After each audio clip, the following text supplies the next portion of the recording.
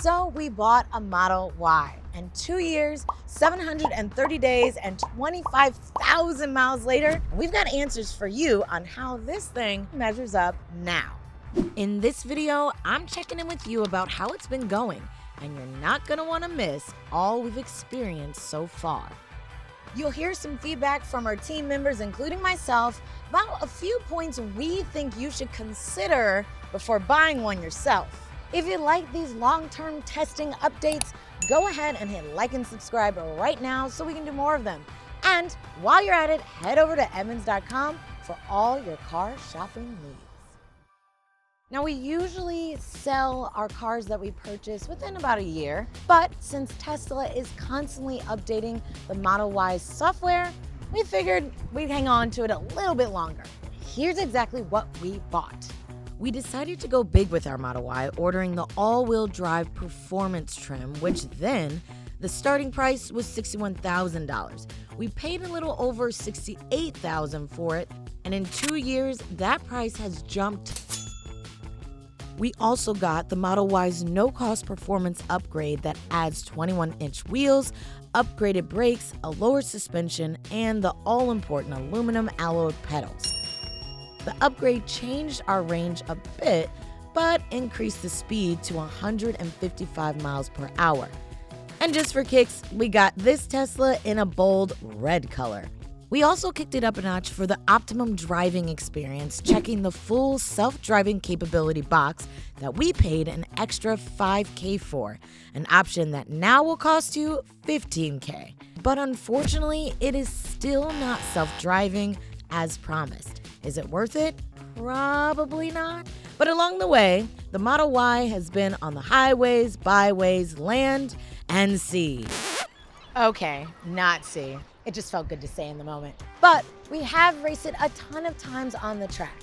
He's coming. Oh, here it is. Here it is. Dang it. More power. Whoa, there we go. The point is, we've driven this Model Y just about everywhere you'd likely take it, which means we have the inside scoop on what it's really like to own one. While most on our team will agree the Model Y is a fun ride, the hiccups we've found so far haven't really been anything wildly major, but more a combo of small issues that you'll have to decide are either worth living with or deal breakers for the $71,000 or more that you're gonna be spending getting one. What am I talking about exactly? For starters, we're not really fans of the ride quality, but the bigger deal has been the build quality, as well as some tech, and our experience getting maintenance done. But before I get into all that, let me start with what we do like first. Start with the positive.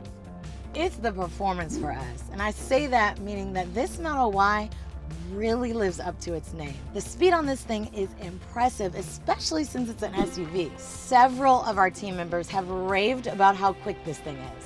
And I think it's especially good to note the Model Y is an Edmunds drag race champion, only getting beat a couple of times, once by a Corvette. And come on, you can't even be mad at that one. The great thing about owning a Tesla is the charging network continues to be a strength. Our team members were able to take it on the road for trips like from LA to Vegas without having a problem finding a charger along the way. This Model Y has delivered when it comes to space as well. With the frunk included, it has a maximum cargo capacity of 76 cubic feet. Wow. So taking a short trip is no biggie because there's space to put all your things. And even though a few people had a little bit of trouble folding the rear seat down initially, overall we found the extra space to be useful. To have a rear seat that reclines made it really, really easy to adjust my daughter's car seat to more reclining position, and she fell asleep almost immediately. So good one there. Another plus to the Model Y that has really stuck out to us so far is the battery range prediction calculator that appears at the top of the screen. It seems to be pretty accurate and consistent, which is not always the case in other EVs. That said, the battery range over these past 2 years has been slightly affected by battery degradation. So here's a little something you might not know. In the first 5 to 10 years of owning an EV, it's normal for an EV battery to decrease in capacity at least a percentage a year. With our Model Y, we've definitely seen a bit of a decrease, about 3% of a loss in just 2 years. So it's just a smidge above what's standard. Is it a deal breaker? Well, I think that's something I'm gonna let you decide. But for us right now, it's not. It's just something to be aware of. It's time for the negatives. Sorry to say. I got a story for you. I'm driving down PCH, right? And I want to check on my lipstick at a stoplight. So I pull down the sun visor, opened this up, this popped off, and then this just started to hang. And then I'm like at the stoplight, like, This sun visor and this mirror have been the bane of our existence for the past 2 years we have had it, which brings me to my point of build quality. I would say my experience in the Model Y was surprising. For $68,000, I was expecting a full-blown luxury car. Instead, I thought there was a lot of noise, a lot of squeaks, and a lot of plastic. Overall, the build on this Model Y feels a bit rushed and cheaply made. We've had loose trim pieces, seats not aligned properly, the loose sun visor, and a fog light that sunk into the bumper. I will say, in the past, the Teslas we've owned have gotten a bit better over time, like the Model 3. And we did get this Model Y as one of the first release. So some of the quirks we've had with this one may not be the same when you purchase one now. The quality of the ride on this Model Y has been unanimously disliked. Several of our team members have said they don't like how uncomfortably stiff this ride feels. The suspension and larger wheels seem to be the main culprit, allowing you to feel the depth and punch of every bump in the road. I noticed that when I'm driving on a bumpy road and I'm rolling up the windows in our Model Y Performance, that the windows will sometimes go back down. And what I think is happening is that the suspension is so stiff that it's triggering the anti-pinch sensors in the window. Whether or not it has overly sensitive anti-pinch sensors or the suspension is just that stiff, this is an issue that I've encountered more than once. Here's the deal with tech. It's safe to say there are some pros and cons to the features here. Turns out the over-the-air updates only work with a decent Wi-Fi connection, so that can be annoying. Adding insult to injury, it doesn't have Apple CarPlay or Android Auto. And some of our drivers also had issues with the main touchscreen just flat out not working. Just listen to what one of our editors had to say. And I quote, "Our Model 3 literally fell apart in my hand. And now our Model Y, everything breaks in some way. And it's not minor enough to overlook at any price point. It's been months since I've driven our Model Y, but I got back in it for a few days this week, and it didn't disappoint to disappoint.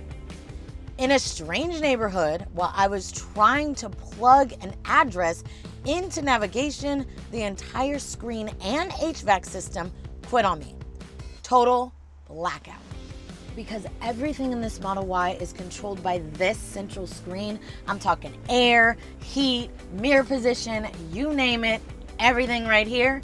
Our team, including myself, found it very distracting to try and control all this while also trying to focus on driving. So what's the maintenance on this thing look like after 25,000 miles? Well, considering we did buy the first generation and we picked it up in its early stages, it's actually rather minor. But we've had to fix that sunken fog light, a faulty window regulator, a few recalls, the air conditioning, and a suspension issue. Our biggest complaint, though, comes from our experience at the Tesla Service Center once an appointment has been made. The Tesla service experience was a little bit mixed.